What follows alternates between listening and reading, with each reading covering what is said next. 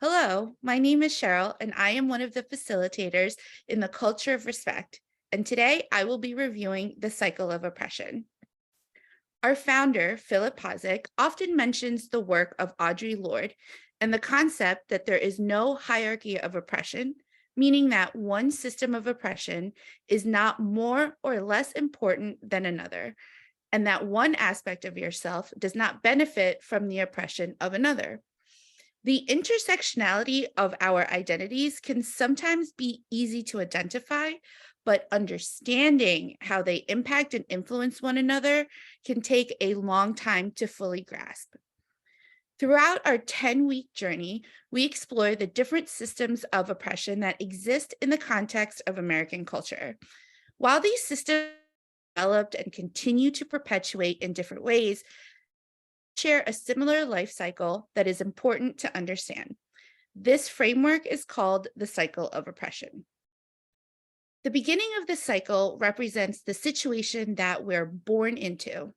We have no control over these circumstances. We have no choice in most of the identities that we are born into. These identities are dependent on our physical characteristics, our ancestry, and our parents, all of which are accidents at birth. We are born without bias, blame, or guilt, so we have a clean slate. The identities we are born into have predetermined social roles in society, and we assume the same level of access to resources, power, and privilege as the groups that we are assigned to. For example, I was born in the Philippines to parents who were able to move me and my sister to New York when I was 6 years old. We came to the US as immigrants who spoke a different language and crammed a family of 4 into a studio apartment. In first grade, I learned that I could never be the president of the United States for the simple fact that I wasn't born here. Being the president represented an ultimate position of power, something children were taught to aspire to from a young age. But I always knew that it was something I could never be, no matter how hard I worked. At a time when children were taught that they could be whatever they wanted to be, I knew that for immigrants like myself, that was not the case. I was always going to be othered for something that I had no control over. Once we're born, we're immediately socialized and taught about the world from our parents, relatives, teachers, and others that we love and trust.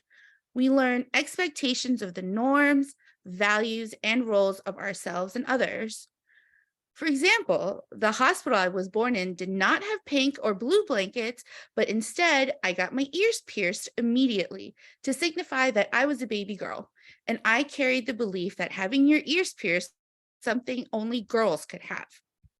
That's what I learned in the environment that I grew up in. My environment taught me that historically, women were subordinate. Children were to be seen and not heard. Being gay was a sin, and that having lighter skin was more beautiful and admired. These stereotypes and prejudices, history, and misinformation are passed on to us by our first teachers. The next step in the cycle highlights the source of the information that we are being fed about stereotypes, biases, and prejudices, and they are coming from the people that we trust, such as our parents, teachers, various role models, or religious authorities. It makes sense that we would absorb these messages and believe them to be true.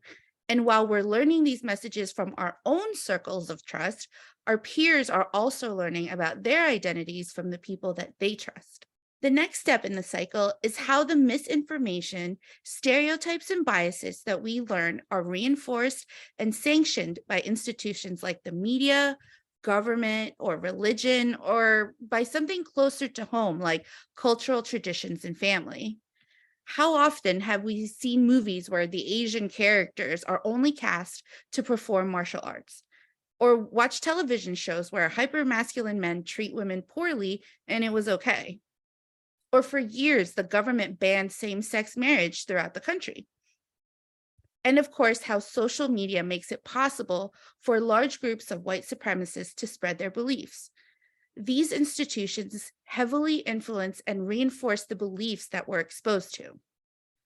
One such institution that influenced me was the Girl Scouts.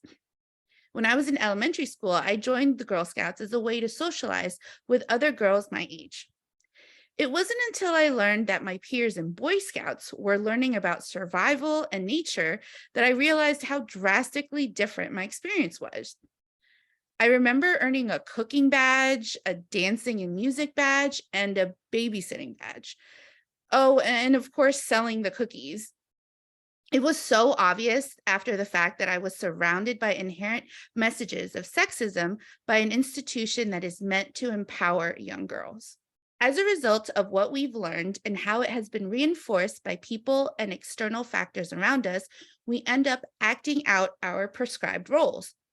We start to believe and internalize the misinformation we've learned, like believing that I'm good at math because I'm Asian, or struggling in my engineering courses because I'm a girl.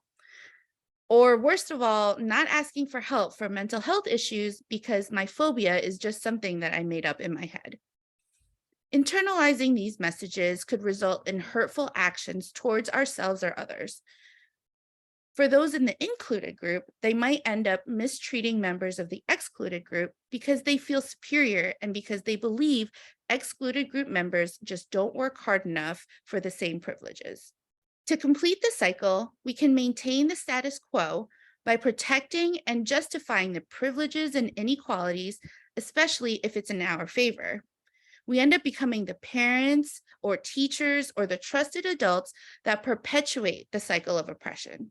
We justify the privileges we receive as being earned, and we justify inequalities as a fair result of differences in character or ability. We try not to make any waves or upset the norm. We accept that things are just the way they are and that we can't do anything about it. However, we don't have to go this route. We can break the cycle of oppression by becoming aware of our roles in the various systems of oppression. We can unlearn misinformation and put in the work to learn correct information. We can make ourselves aware and recognize when injustice is present. We can be allies to members of the excluded group and take a stand when we see mistreatment. Or we can accept allies from the included group and stand together towards a common goal of equity. Let's be the change that we wish to see in the world. Thank you, everyone, for your attention.